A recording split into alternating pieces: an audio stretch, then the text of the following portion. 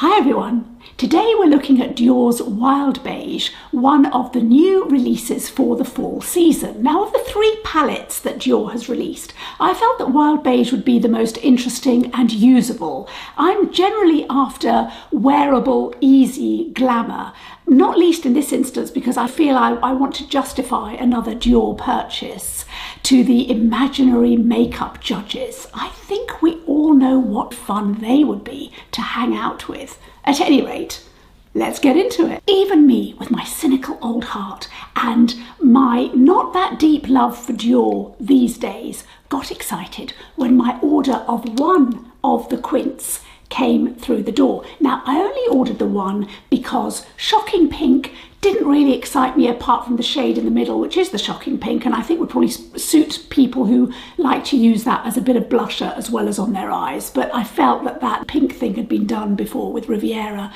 and I already had that. And then Bold Black, for me, the exciting shades, which was the green shade, I feel I've had my green eyeshadow fix in the last few months with brands that give me a bit more pigmentation.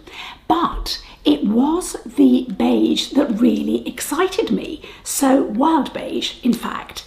So let me show you what it looks like. It comes in this lovely sleeve with the graffiti version of Miss Dior. I mean, it's nice, it's edgy. It's not like it's not been done before. It's in the permanent packaging. And look at the shades, really lovely, I think. And it's got the stamp on there, the Miss Dior stamp, so it's nice to see that again. And I do think that this story is genuinely more interesting, and I am very excited to put it on my eyelids. I don't always feel super excited with Dior these days, I really don't.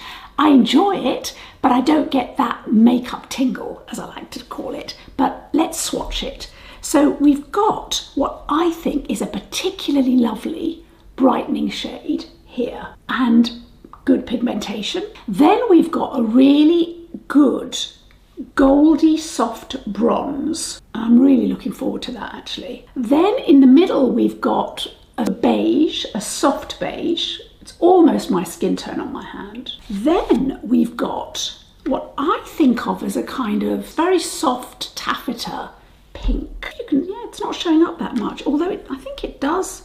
There we go. See it there? I hope it shows up a bit better on my eyelids. Let's see. And then a lovely chocolate colour, which is just going to be perfect actually as a liner. I just want to show you again this pink, because actually this is one of the shades that I'm really excited by. There we go. Let's put a bit more on there. Can you see that? Yeah. Can't see it as well as I was hoping you would be able to see it. Let's see how it shows up on my eyelids. But I think overall this is an exciting colour story.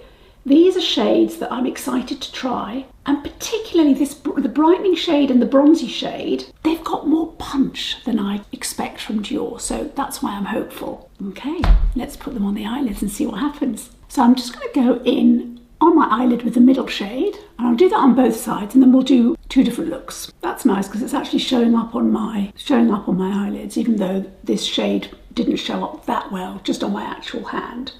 So that's great.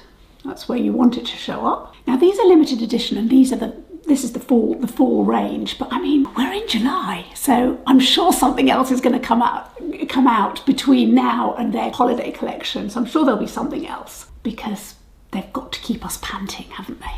Okay, and I'm going to put a little bit of the darker chocolate shade just here for a bit more definition. And of course they're doing what you expect them to do. Of course they're blending nicely, and there's no fallout that I can see at all, and it's all good. Now all I'm doing is putting the lovely bronzy shade with my O2, my Refer 02, and it's just lovely. It's lovely and soft. That's what I like about it.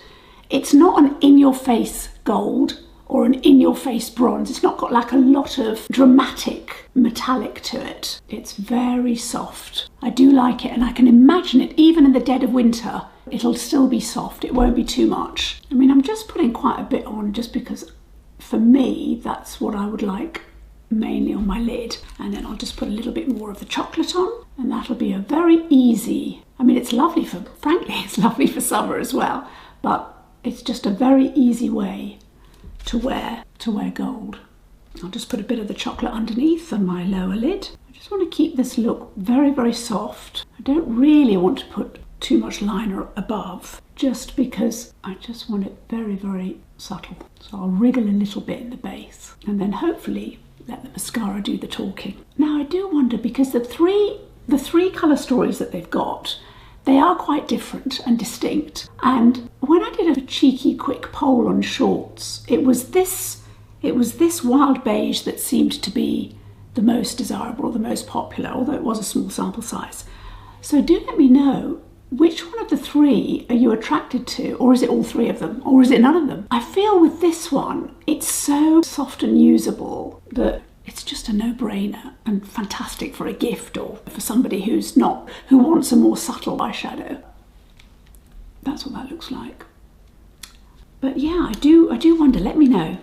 Okay, so remember I've got the middle beige on the base, and now I'm going to go in with this lovely, this shade that I'm just, let me see if you can see it on this now. It's that one here. So put it at the bottom there, just there. It does seem to blend, doesn't it, onto my skin, but I don't think it will I think it will show up on my eyelids. Let's see though. Yeah, it does show up good. I mean, it's subtle, but it does. And remember, it's going on top of the beige. And then I'll be able to use some of this lovely snowy shimmer, which I suppose is more wintry, isn't it? A bit of chocolate in the crease. Now there are 3 lipsticks as well, but they look to me like they're new releases of existing shades. But if I'm wrong, let me know in the comments. And it's got the same Miss Dior packaging, which is lovely. It's funny, isn't it? Because the thing about the limited editions is we're all panting for them. And that's great. But presumably it must really work for Dior from the point of view of sales, that we all buy as much as possible. I don't know. I think for me, what's a shame sometimes is you don't have time when you go back. I mean, I've seen this with for example, with the Lisa Eldridge Betty palette. I know people who want it now that they've seen more videos, seen more exposure, and it's not available. So yeah, there's that disappointment, isn't there? Now I may have gone a bit overboard actually with the dark here, although that's probably nice to see that you can get that pigmentation if you want it. But this is a bit more subtle, because what's happened to my eyebrow? Something's happened to my eyebrow. This is a bit more subtle. But I'm going to put a little bit of the lightest shade, this lovely, I use the other side of my Refa 21, just to get into that corner and brighten that corner.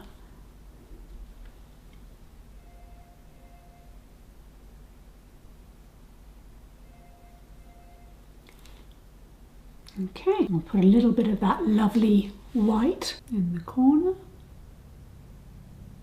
I should say I sprayed it with the Urban Decay All Nighter. I can't always use a setting spray on my eyes, because if they're particularly dry or eczematic, then I just leave it alone, but I'm feeling quite confident. So pretty.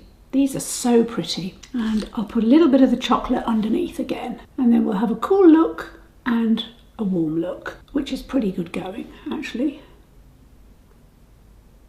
So I've used black mascara on the cool side, brown mascara on the warm, bronzy side.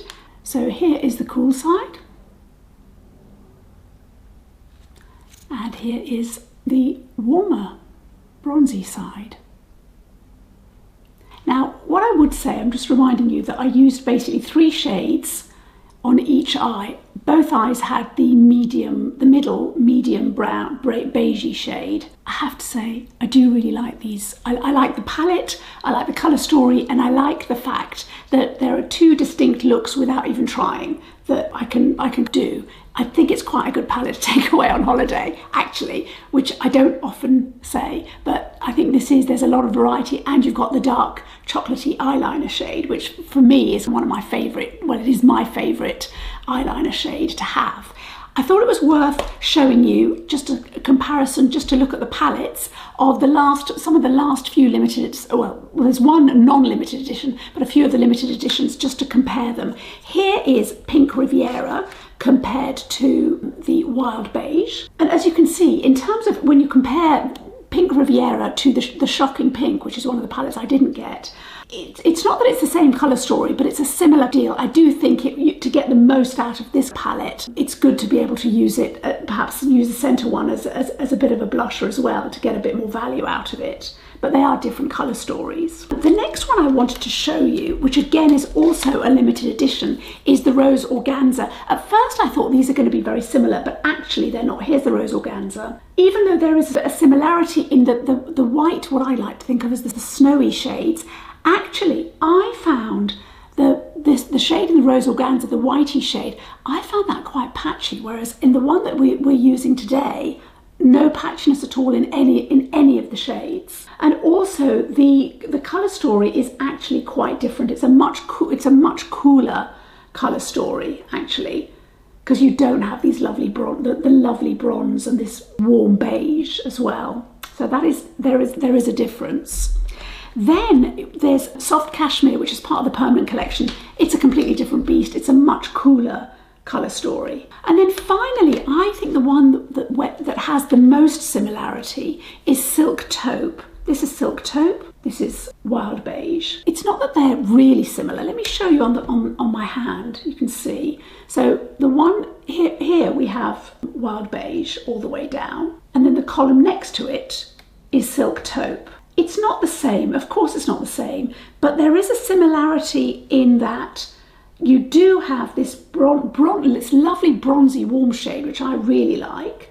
The equivalent here isn't as bronzy, but you're still getting a bit of the warmth. And over to you, it may be that there's enough of a similarity for you not to feel you're getting something different, though of course this is a much cooler, grayer shade, more like a light greyish. But that's, of the ones that I've got from this year's launches, I would say the Silk Taupe has got the closest relationship to Wild Beige. But having said that, I just think the thing about Wild Beige is you get this gorgeous, really lovely bronzy gold, and this shade here is just so usable. I mean, I'm looking at it now, my eyes. Normally these shades, it's not normal, no, that's not true. They're either patchy or they're too white for a slightly warmer tone. But actually, I just really like it. I think it goes really well. If anything, my disappointment, and that's probably a personal thing, is that this shade here, which I was really excited to try, it's quite difficult to get it to show up on my eyelid. I had to work quite hard to get it to show up. Now, of course, I could have put a lighter base on there. However, I have to say with all these things, I do like to see what it's like if all I'm doing is doing my normal routine. And also, I do think at £70, I shouldn't have to be working quite that hard. Having said that, I think this is a terrific story. I really do. And it's very usable. It's definitely going to go in my holiday makeup bag, no question about it, because of the variety, and as I said, because I get a nice eyeliner shade. So I don't know, is this the one that you're going to go for, or have you maybe changed your mind and thought actually this doesn't look as remarkable and possibly not worth the outlay? Because as we know, there's always something else coming around the corner. I don't really know. I mean, the other two, I don't regret not buying the other two. It may be that I see them in store and I'm tempted, although I think it's unlikely, because I'm pleased that I'm excited and I've enjoyed this process quite so much with a Dior Quint, because they're not my absolute favourites just in terms of the pigmentation, but I really like these two looks, and I will absolutely be recreating them and possibly maybe trying a bit more of the fixing spray with the other shades, particularly this pink. But I want to hear from you. Over to you. What's your favourite Dior Quint? It may not be one of the ones that I've shown you today. It may be one of the ones which is permanent collection, like the Soft Cashmere or the Khaki that I've been enjoying recently, or one of the others. I'm really looking forward to hearing from you. Do subscribe, and I will see you in the next video. Bye!